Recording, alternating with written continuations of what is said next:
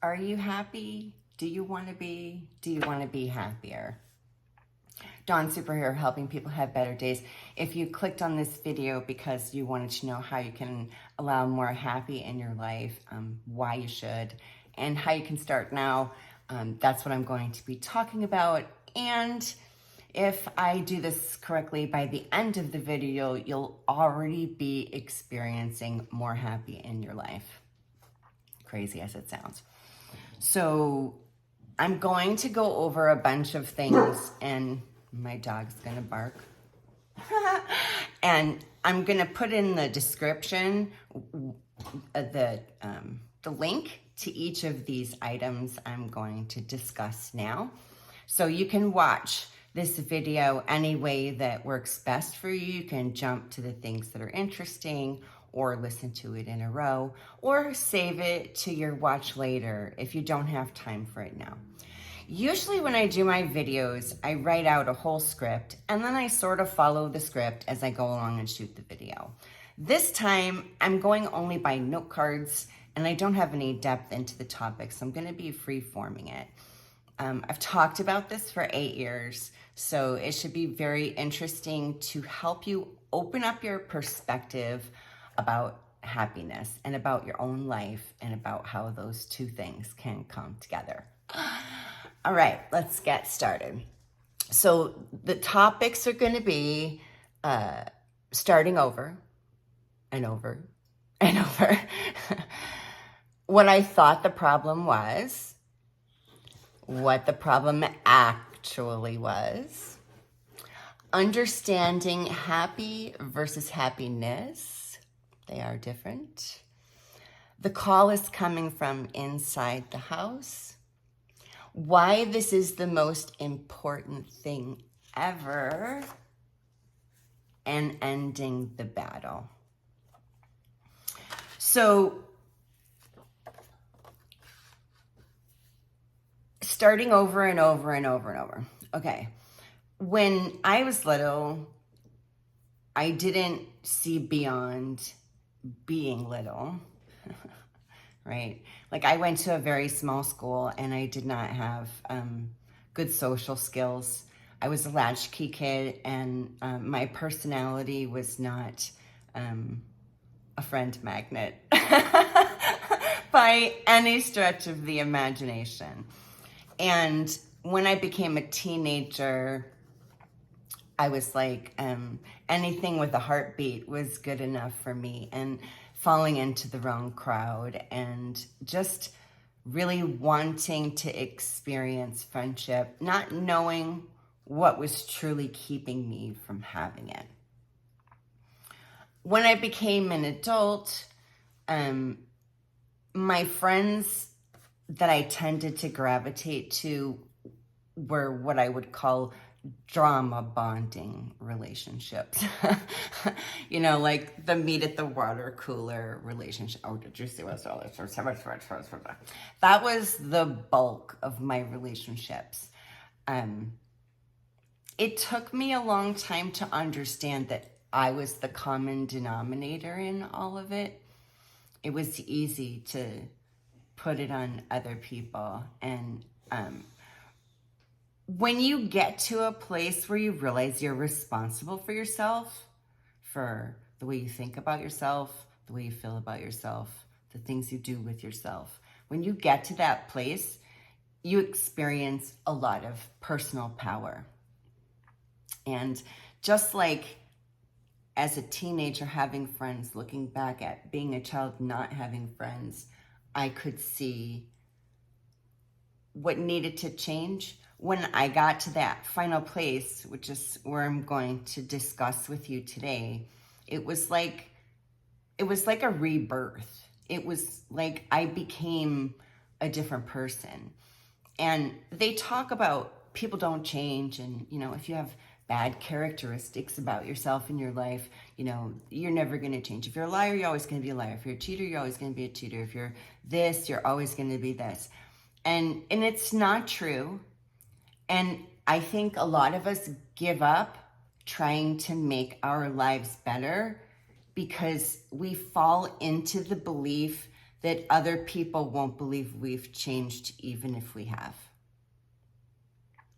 And if that's where you're at, or if those are thoughts that you've had, it's important for you to sever that attachment to anyone else and realize that you need to do this for you. You only get one go round at this life business. There's no do-over. So if you want to be happy, put on them overalls, get out that shovel, and let's dig into it. I can't tell you why you're not happy, why you're not able to hold on to happiness, why you're seeking it, feeling like you're seeking it. What I can do is talk about my journey, and a lot of people have been able to see themselves in my journey. And then what I encourage you to do is put my story through your you filter. Okay, so this happened to her, and this was what the end result was, and this is what she tried. And that's not really me or my personality, so I'm going to alter it. I'm going to alter it to make it more for me rather than for someone else. And that's where introspection is valuable. A lot of times introspection fails. It truly, according to the things that I've read, it only has a 30% success rate. And the primary reason for that is that people aren't honest with themselves. And the great thing about watching a YouTube video and learning from a YouTube video is that you don't have to worry about me judging you for where you've been or what you've tried or where you're at. Absolutely no one knows what you're listening to right now. If you're wearing headphones, if you're by yourself, no one knows that you could be putting yourself on a path to changing your life in this very moment. Only you know that. And it's a decision. It's a decision to start trying and to not be disappointed in yourself when you have to start over and over and over, because all the years that you've been doing things a certain way make it hard to change your patterns. But shining a light on your patterns is what helps you find the strength to wipe off all the things that have been holding you back from where you truly want to be, and to literally start being that person. I had a very difficult life. Everyone has challenges in life, and small things can sometimes mess a person up really big, and big things can sometimes be handled easily. There's no scale for, my life's worse than yours or better than yours. I don't talk about my past or my challenges to generate empathy or to complain. It's really just to give a frame of reference so that you understand that I'm walking the walk. I have narcolepsy. It's a lifelong disorder in my brain. I am neurodivergent. I don't learn things the same way that other people do. I have several other debilitating disorders, including POTS, which messes with my physiology when my emotions get out of control. So working on this was sort of like a physical therapy as well as a mental exercise. I also have cataplexy with my narcolepsy, which is an emotional response triggers sleep paralysis in the body, in some or all of the body. One of my triggers is irrational situations. If you're lying to my face, and I know you're lying to my face, my knee will buckle, or my hips will give and I'll need to sit down, or I'll literally fall down. And cataplexy is different for every person with narcolepsy, so never judge someone else's cataplexy based on a story you hear about another person with narcolepsy, because they're just never the same. So that said, getting out of irrational situations was important for me to maintain my physical health. And it's not always easy to extricate yourself from irrational situations, especially if they're part of your living or work situation. If you're stuck in a school and you're being bullied, that's irrational. And I didn't know that that was a trigger. I was undiagnosed for 11 years, and I've had narcolepsy a total of 42 years of my 53 years. I've been sleep deprived. And I don't have any problem admitting that this stuff was really hard for me to understand. It's not an intellect thing to not understand mental health challenges. So add on sleep deprivation to that, and your processing power goes down. When you watch the movies, you see the sleep deprivation is what they use to torture prisoners, to break their mind, to get them to confess. And you can see in the movies that they get to a place where they'll do anything to make the agony of sleep deprivation stop, to just sleep. And millions of people have sleep disorders. A smaller fraction have narcolepsy specifically, but tons of people have sleep apnea, insomnia, night terrors, and sleep deprivation compounds. So if you don't get that deficit corrected, then everything is harder to process, to understand, to remember. You have symptoms that look like ADHD. It affects your memory, everything. And it affected my ability to earn money, which affected my feelings of, pride, success, personal safety, security, being able to pay my bills. It's an additional burden on top of the health burden. And then those two things together turned me into a very scrappy individual, fighting for everything that I could get out of life. And that affected my relationships. You become abrasive and defensive, and you push people away on purpose because you're afraid they're going to leave anyway. And it hurts less if you push them away than if they leave on their own. So, for 41 years, I thought it was those things. I thought it was my bad health and the fact that I couldn't earn a decent living, or that I didn't have great relationships, that was keeping me from being happy. And now, looking back, I see it was me the whole time. It was me living an if-then life. If I can do this, then I can be happy. And I attach those if-then things to pretty impossible things for me. I mean, narcolepsy is a lifelong issue. I'm missing it's difficult to explain. It's difficult for me to remember how to explain it. It's not difficult for people to explain, but there's essentially a thing in my brain that creates this neurotransmitter chemical that regulates sleep-wake in someone who doesn't have narcolepsy. And my thing doesn't make stuff broken. That's a really 5-year-old way to explain narcolepsy.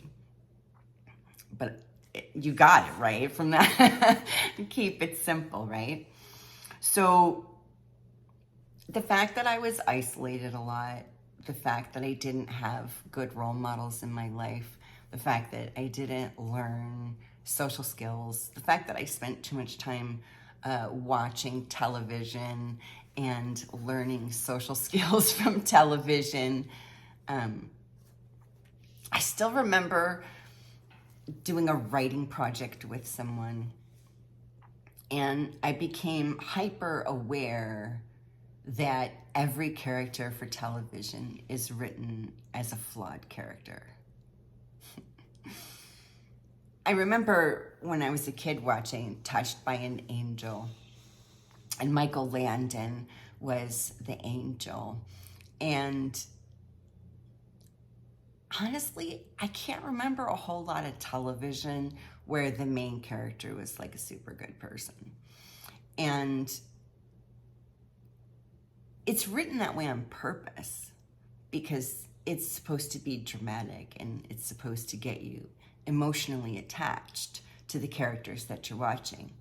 But when you don't have people around you, right?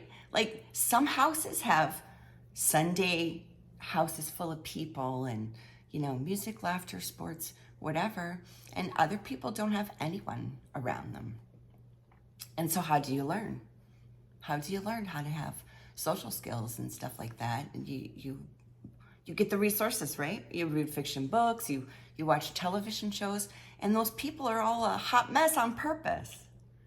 The actors aren't like that in their real lives. I mean, fatal flaws are written into every character. And it helped me a lot to understand that what you see is, like, even reality television is scripted. It's all, you know, written, and they're all lines being said, and people are not genuinely like a full character on television in their lives. And so some of the things that I did that affected my personality and kept me from having good friendships were talking too much, which is, you know, the irony that I'm sitting here doing a 30-minute video talking is not lost on me every single time I say that. But it was more, I mean, you can't answer me if I ask you a question. So I am the only person who should be talking right now. But I would get like this in social situations, and people would ask me questions, and my answers would be too deep and too personal and too long. And I didn't know. I honest to God, didn't know any better. And no one ever sat me down and said, Dawn, other people want to talk too. Right? Because that's how you form relationships with people. You share stories with each other. And I didn't understand that.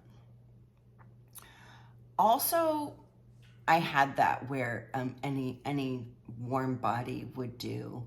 And I spent time around people that I should not have because they weren't the right people for me, for my personality, for my challenges. I needed to figure out who I wanted to be instead of being a reaction to the world around me. And I think a lot of us start on that path of wanting to be different, and then we let the world in too much, and we react to it. And that's where mindfulness comes in. That's that woo-woo term of mindfulness. And really what mindfulness is just what's on your mind, right? So you're driving your car, you want to be a more calm driver. That's your goal for the week. You're practicing being a calm driver. And you're doing great. Oh, you want to get in? Yes, absolutely. Come on in. And you're doing really good. And then someone cuts you off and you slam on your brakes and all your stuff slides off the front seat. And that's the moment where life is saying, all right, you want to learn how to be calm? We're going to give you this lesson. Let's see how you do. And a lot of times you fail. Yeah, you get so mad because your things fell over, or you're mad at the person, or you let something outside of you dictate how you feel inside of you. And you don't realize that you've given away your power to the thing, to the situation. You've just handed it over. It's not until you see the benefits of being a calm driver manifest like flowers in your life that you really put in the decision and the effort to change the behavior for good. It takes about 21 days, they say, for a habit to become, something that you do normally. And a lot of things took me years, so don't beat yourself up if you're not there yet either. The interesting thing about being a human being is that you can always try again, unless you've made a tactical error that's unrecoverable, of course. But say you try to expand your social circle and you try to make a friend and it doesn't work out. Giving yourself grace on that and reminding yourself there's like a billion more people where that one came from really help a lot in giving you confidence to be your true self. I love the quote, "Do you have the courage to stand naked when others are wearing their suits?" And what it means is, can you stay calm when everyone else is freaking out? Can you stay happy when everyone else is angry? Can you decide how you feel? And can you have the personal power to hold on to that feeling no matter what is coming at you? That's total mindfulness. To see yourself as separate from everything else while still staying connected to it. And a lot of people, I think, don't realize that when you go into a situation and someone is losing themselves, they're either very sad or very angry or what have you, you being able to stay calm and mindful and kind in that moment will help them through their moment faster. And then you can both have a good moment. And the same thing is true for you when you're jacked up about something. Like yesterday, I just had brain issues. I was very symptomatic. And when I get super sleep deprived, my brain can really cause problems for me. And the important thing is just to ride the wave through it without throwing your stuff on the people around you.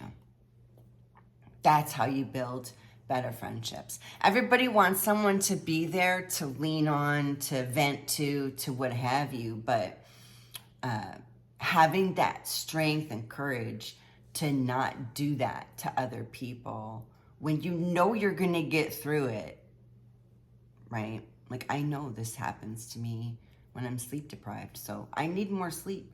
Talking about it now is just gonna keep the feeling alive. I need to just get through it. And then afterwards, you have a conversation. Oh, this happened to me the other day and this is how I felt, and I got through it. And being able to do that keeps you from drama bonding with your friends. Yeah, sure, you got a ticket, or your kid had a problem at school. You share aspects of your life that are heavy or not positive. But happiness is an inside job. And I heard that phrase for the 41 years I wasn't happy. A lot of times you'll hear when you change the way you think about things, when you change the way you think about things, the things you look at change. And how do you do that, right? How do you start to change the things that you want to change? And that's why I'm making this video. I know we're 24 minutes into this. Say hello down there if you're still along for this ride, because it's long and deep. And honestly, I wish I could have had conversations like this when I was unhappy, because I just didn't understand that it was what was happening inside of me that was keeping me from allowing happiness into my life. I didn't get that. So if even just one person watching this video can find their way to loosening up some of the heaviness inside of themselves, then worth it. Okay, can you accept that you can feel more than one feeling at a time? I don't know if I was a ding dong or what, but I really didn't process that well. Like, I felt like if I was sad, I had to stay sad. If I was angry, I had to stay angry until something came and stopped that or changed it or what have you. And this is why the concept of toxic positivity pisses me off so much. It makes me angry because we don't understand it enough to apply it in our lives in a way that benefits us. Like, who's gonna stop and take the time to analyze, is this positivity toxic or is it the good kind? Like, you can't focus on toxic positivity when you're trying to get through your own stuff. If other people aren't properly empathizing with you, then you need to go within. And you need to let them be them, because you can't change people. And you're always going to have different kinds of people in front of your face. You're going to have kind people, you're going to have mean people, you're going to have empathetic people, you're going to have people who do not give a hootie blowfish about you in any way, shape, or form. You can't control who you come in contact with. The only thing you can control is you and what's happening inside of you. Okay, so if you can feel more than one feeling at a time, why can't you let happy be one of them? That's my question. Why do you have to sit in hard feelings and reject any sort of happy that might come your way while you're sitting in your feelings? You don't have to. But how many of us spend an entire day miserable? How many of us will have something happen in the morning that ruins our day and we let it? We don't see the flowers that sprouted up on the corner. We don't see the happy baby peeking over the restaurant table. We don't see the driver letting us in, the dog bouncing on its leash, the cloud that looks like a dolphin. We miss those things because we're so focused on the darkness inside of us and holding on to that. We give that our power. And honestly, I think having these times where I can't control what my brain is doing have been really helpful for me, because I'm aware that my brain is doing those things. I can speak to it, I can journal about it, and I can watch it as if it's not happening to me but through me. And I can just be patient. It's always ended before, so chances are good it's going to end now. And take a nap, because it's all sleep deprivation for me. And a lot of people have mental health challenges, and it's not talked about a lot. Intrusive thoughts are something that a lot of people experience, whether they have a mental health diagnosis or not. Even a very confident person can suddenly be afflicted with intrusive thoughts, creating imposter syndrome, making them feel like a fraud, making them feel like they don't know what they're doing. A lot of famous performers have thrown up backstage before coming out and just giving a bang-up performance. And we have a tendency to think other people have it all together and we're the only hot mess on the planet. And it's just not true. Everyone has some sort of thing that they have to deal with at one point or another. You're no different from them, you know? You have different things going on than other people do, but we're all trying to figure out this humaning business together.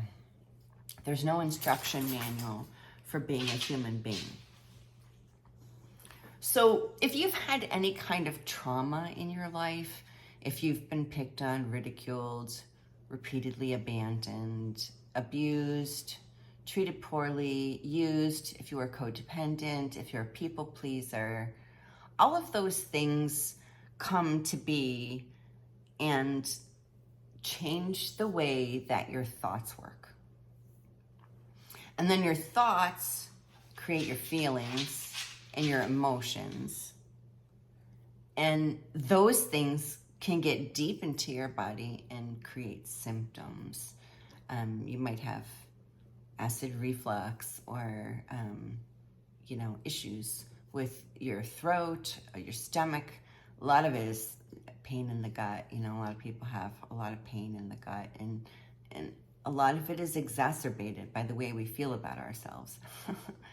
And that's why I've got 170 videos on this channel alone to help you learn how to feel better about yourself. Life is very different when you accept that your brain is not always your friend, that you can't always trust your thoughts.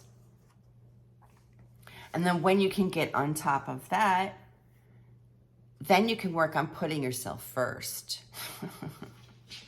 That's a tricky one for a lot of people. Do you have yourself at the forefront of the things you think, say, and do, or are you last on your own list? Whose life are you living? You only get this one shot to be a human being. It's just one time, and you don't know how long you have. So if you have racing, sabotaging, negative thoughts, realize that the call is coming from in the house.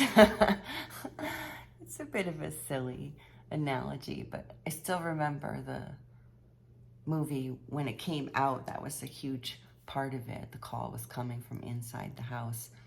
And again, we often think that our bad mood and our bad day, other people are responsible for that, but they're not. Everything starts in here. Everything. The way you perceive what you're looking at, how it makes you feel, what you think about it. They all go into creating your emotions. So if you only get one life, and from the cradle to the grave, you are the only person guaranteed to be there with you on your journey. There's not one other person who can physically be with you from the time you're born until the time you die. That was a very, I don't want to say it was a scary thought, but it was an eye-opening thought for sure.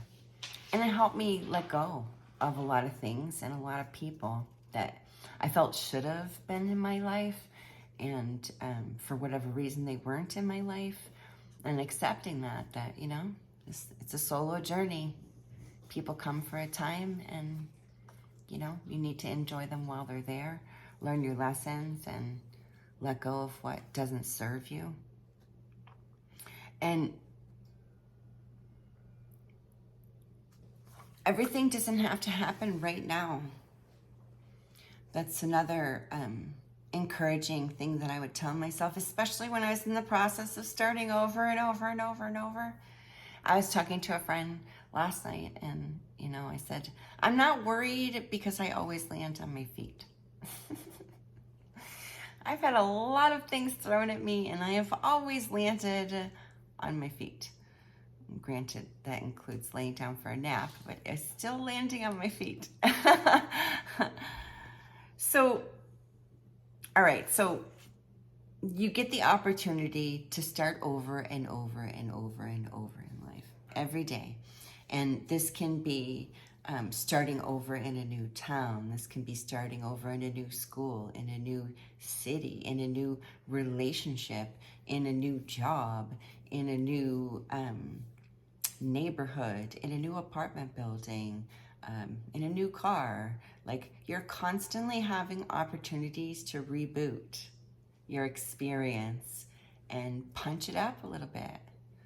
Who else is going to come and sit down with you and help you make these things happen in your life? Like, you are the one who can rescue you. And the most important thing to do is to love yourself enough to try and do that. To love yourself enough to think, okay, so what if I am happy right now? What if I do go watch some video that makes me laugh?